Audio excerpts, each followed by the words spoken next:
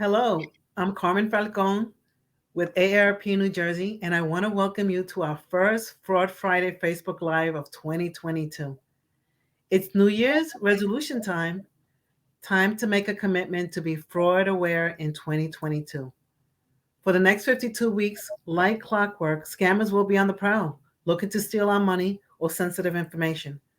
Fraud is at an all time high, but we can all take steps to prevent it from happening to us. Today, we are joined by Charles Clarkson, Project Director of the Senior Medicare Patrol of New Jersey. The Senior Medicare Patrol provides information on fraud, waste, and abuse in the Medicare program. Senior Medicare Patrol also acts as an advocate to fight suspected Medicare fraud. If you have a question today related to Medicare fraud, please type it in the comments section and we'll do our best to get to it today. We're looking forward to a great conversation. Now, Charles, we'd like to cover some common scams that are happening today. We know that scammers are using genetic testing as a way to swindle people. Can you describe what genetic testing scams are? Well, genetic testing has been around for a while, and we have seen it especially at health fairs, senior expos. When someone comes up to you and asks to have you give them a cheek swab or some other test for genetic testing, don't fall for that. First of all, it's not medically necessary, which is the basis for all Medicare claims, and it's not going to help you determine whether or not you're going to be treated or get sick in the future. And we've seen a lot of different types of names for these genetic tests: cardio testing, hereditary testing, DNA screening, cancer screening. Mhm. And basically, the come on is we're going to give you a free genetic test to help you determine in the future whether or not you'll be treated better and be able to determine whether or not you can be helped now to protect your health in the future. Well, that's not medically necessary. Also, it's not appropriate if it's not ordered by your doctor. Mhm. Your doctor has to order the genetic test. So giving that information at a health fair is just asking for trouble. Once you give them your Medicare ID number so they can bill Medicare, then your whole medical identity can be stolen. Not only that, you could be on the hook for a significant amount of money. These tests go for $9,000 to $13,000. Oh And the my. new twist, by the way, that we've seen just recently is you get a call or an email saying your doctor, in quotes, ordered the test. That makes people feel a little better. Oh, my doctor thinks I need it. I'll go for it. Well, your doctor never heard of these tests, has not ordered these tests, and therefore it's a scam. Are there some common names of testing that they give, like generic brands that they mention? Yes, like I said, mostly that we're seeing now is cardiovascular testing to determine whether or not you have a heart condition. And we have representatives from different providers like labs who are providing these tests, going door to door, going to senior residents, going to nursing homes, assisted living facilities, ordering these free tests. And, when someone comes and says, "Well, we'll give you a free test," and you're sitting there, doesn't sound like it's harmful. Medicare, you think will pay for it? Fine, let's do it. Wow. You have to be very, very careful. Yes, you do. Thank you for that information, Charles. I want to remind our viewers that if you have a question for our guests, please write it in the comments section and we'll do our best to take your question live. So, Charles, in addition to generic testing scams, we know that Medicare beneficiaries are targets of prescription drug scams and medical equipment scams. Can you tell us a little about those? Yeah, prescription drugs can be quite expensive. And this is also an area that beneficiaries cheat a lot out. Let's say you wanted to get opioids to sell. What would stop you from going to a doctor and claiming you're in pain and getting an opioid prescription that's not medically necessary? Hmm. What would stop you from going to a number of doctors and getting prescriptions that you don't really need and then you can sell? We've also, if you've looked at Medicare fraud, we've seen a lot of doctors being prosecuted because they give prescriptions out to anybody who asks for an opioid or some other prescription they don't need, and these are habit forming and they can be dangerous. So it really is something that, if we understand that people can be in pain and they may pain medication, but you don't want to take these drugs unless they're absolutely necessary because they can be habit forming. And these drugs cost a lot of money, and you and I, are paying for these.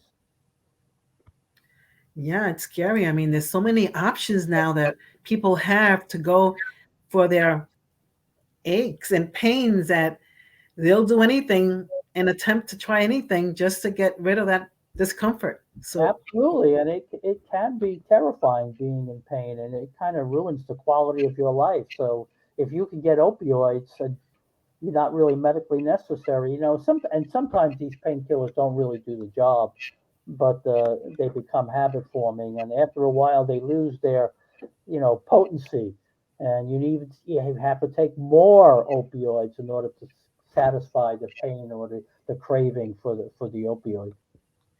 and what's happening with medical equipment? What exactly are some of the scams with medical Yeah, equipment? that's been around for a long, long time. You know, you get calls, and basically the provider or the person calling says, "Oh, do you have a bad back? Do you have a bad knee? Do you have a bad wrist?" Well, Medicare will pay for a free equipment, such as a neck brace or a knee brace or an ankle brace. And what happens is they want your personal information, send you the braces, which you don't need, are not medically necessary, have not been ordered by your doctor, and you're stuck now with these equipments.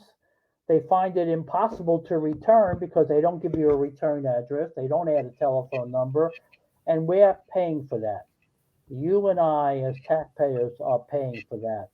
And it happens all the time. So we tell people, if you get any equipment delivered to you that you haven't ordered or is not ordered by your doctor, call the Senior Medicare Patrol program at 732-777-1940. We're at the Jewish Family Services, and let us help you fight these scams. So many things that are happening. Now, are there any other Medicare scams that we should be on the lookout for in 2022? Because now we're in a new year, and not only will we probably hear the old ones, where are there any new ones for 2022? Yes, well, we have seen a big uptick in telemedicine, right? Okay, yeah. Before the pandemic, in order to get a telemedicine service, you had to live in a rural area. You had to go to a designated site that had video and audio so you can basically have this telemedicine service. Well, because of the pandemic and CMS wanting to give everybody access to doctors and medical care, they waived those rules. Now you can get a telemedicine service from your doctor just by telephone, by audio, any other means.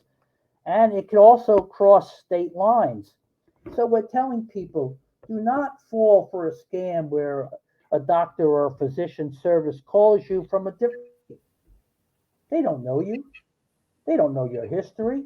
Why would you do a telemedicine service with them? If you need a telemedicine service, call your doctor, and ask him for a telemedicine service. So that's one scam that we're seeing. And the rules are not clear. What's going to happen when the pandemic ends? Will they go back to the old rules where you had to be in a rural area, or will they allow us? It seems to be trending that they're going to allow more telemedicine service. So we all have to be very, very careful. Also, basically, hospice fraud. Uh, and Okay. these are people who are targeted in nursing homes or assisted living facility. Hospice only occurs if your doctor certifies that you have less than 6 months to live. So if you are forced or you are pressured to go on to hospice, you're going to lose your curative care. If you're being treated to cancer, that's going to stop because hospice care is only palliative. They're trying to make your life easier for the next 6 months. So, and caregivers should be very, very up to speed on this. Watch out for people who are trying to put people you're in care of into hospice because they're falsely certifying that they have less than 6 months to live. That's one thing. Also, vaccine scams and testing scams.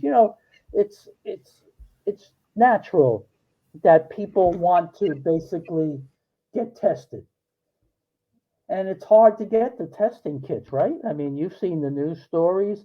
They're almost impossible to find. So you go online and you search. Well, these are fake testing kits. They're not going to help you. So be very, very careful. Check with your state health department and see if there are other ways of getting the test if you cannot get an at home testing kit, at your local store. It's very, very difficult. Also, survey scams. You've taken your vaccine, and now basically you get an email saying, Mr. Clarkson, thank you for taking the Moderna vaccine. We'd like you to tell us about it, what happened, how well it went, and we'll give you $50 for doing this survey. Well, guess what? It's not being issued by Moderna. It looks like Moderna, but it's certainly a fake site. And what they want? Your personal information. So you have to be very, very careful. And of course, remember the COVID-19 vaccines are all free, whether or not you have insurance. If anybody tries to charge you for the vaccine, please call us at the Senior Medicare Patrol. We want to alert people and we want to put a stop to that. So you can see there's always a lot of fraud. And it's something that we all have to step up and fight because remember, it's our tax dollars that are at work here. Yeah, it's quite sad what's going on. So, so now that you've mentioned these scams, like these scams that are happening now, so what do we need to know which scams to look out for? I mean, you mentioned some. Can you share some tips on how to best protect ourselves from Yeah, these? well, of course, and by the way, let me, as a general rule, most people have phones now with screens which will tell the number that it's calling. The rule I always say to people is someone calls you and you don't recognize the number, don't pick up the phone.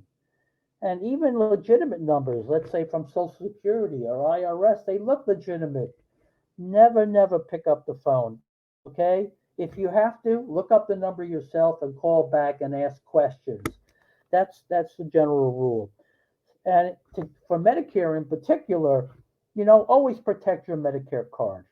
Don't give it out to anybody you don't trust 100%.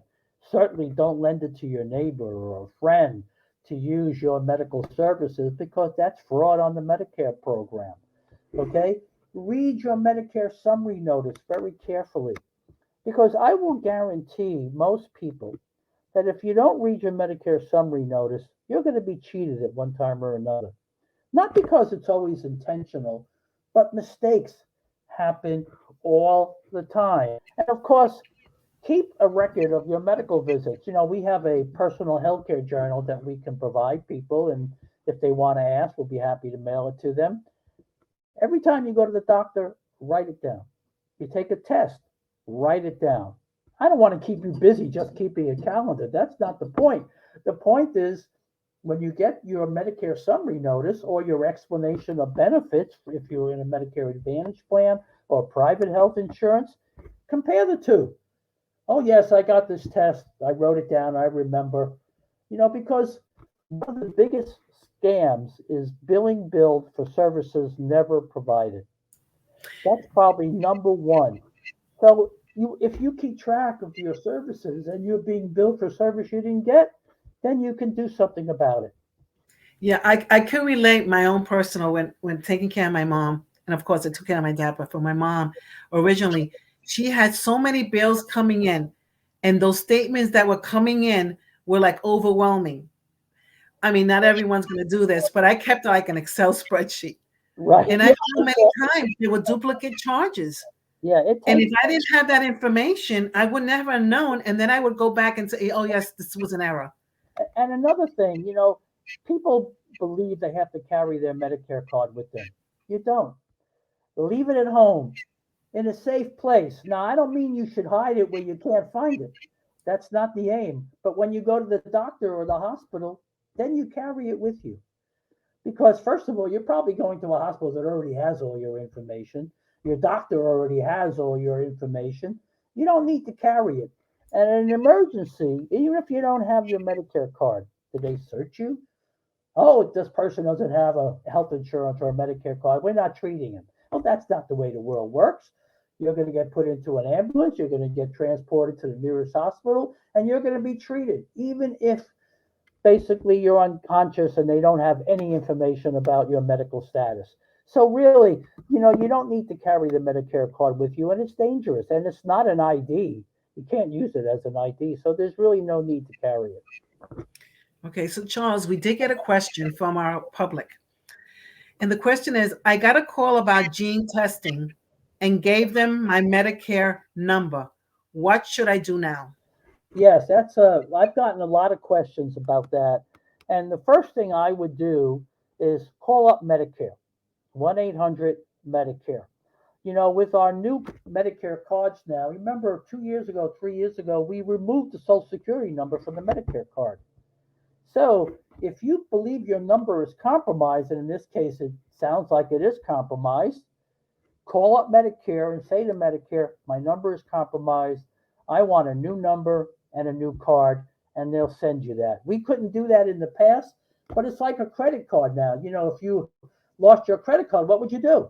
Call up the credit card company. They would cancel the account and issue you a new account with new numbers. We do the same thing with Medicare, but you have to do that yourself personally. We cannot do that for you to ask for a new Medicare card. Also, open an online Medicare account. Go to Medicare.gov, open an account, and you could also then see all your claims that have been submitted within the last 18 months. And what's great about that is you don't have to wait 3 months for a Medicare summary notice. As soon as they're posted, you can look at the claims and see if they're legitimate. And this helps us fight Medicare fraud faster because 3 months haven't gone by before someone looks at a statement. That's good to know. Now, Charles, before we wrap up our discussion today, which has been very good, very informative, and I thank you, where can people go for more information or to report a Medicare scam? Yeah, well, we have a website called Okay. Senior Medicare Patrol NJ.org. Okay, go to our website. We have an online complaint form you can fill out and send to us, or call us. We also have and we'll speak to you. If it's on a weekend, then we try to get back to you as early as possible on Monday. But let us help you. Remember, fraud is a big problem in Medicare. You know how much it costs us? $60 billion a year. And who pays for that? You pay for it. I pay for it. Everybody pays for it because it comes out of our tax dollars. So we all have an obligation to fight Medicare fraud. Not only does it save the Medicare Trust Fund, but it'll reduce the overall healthcare costs in the country, and we will all benefit if we fight fraud effectively. Okay, that's good to know. Now, with all the information that you've shared with us today, do you have any final thoughts that you like to share before we close off? Yeah, one thought is, Medicare fraud is an issue that takes a little work. When you read your Medicare summary notice, even though you're not paying anything for the cost because it's covered by Medicare, you should be concerned that this is coming out of your tax dollars. Should be concerned that this is raising the overall cost of medical services. So think of yourself as being a person who can help fight fraud, waste, and abuse in the Medicare program. Not only will it benefit you, it'll benefit the 60 million people that are on Medicare. And it's one of the programs that has worked quite well since 1965. And we want to keep it healthy. We want to keep it strong because we all benefit from a strong Medicare health program. Absolutely. Absolutely. Charles, thank you so much for the information you've given us today. This discussion has been very informative. We're honored to have you with us to share these tips, best practices, and resources with us on Medicare scams. It's very important. And for our viewers, if you are concerned that you have been scammed, you can reach a trained volunteer at the AARP Fraud Watch Network helpline at 877 877-908-3360. Again, that's 877-908-3360. If you'd like more information and resources on fraud and scams from AARP New Jersey, please visit aarp.org/NJ Fights Fraud. Again, that's aarp.org/NJ Fights Fraud. We hope you learned something new today about how you can stay safe from fraud and scams. Thank you and have a good day.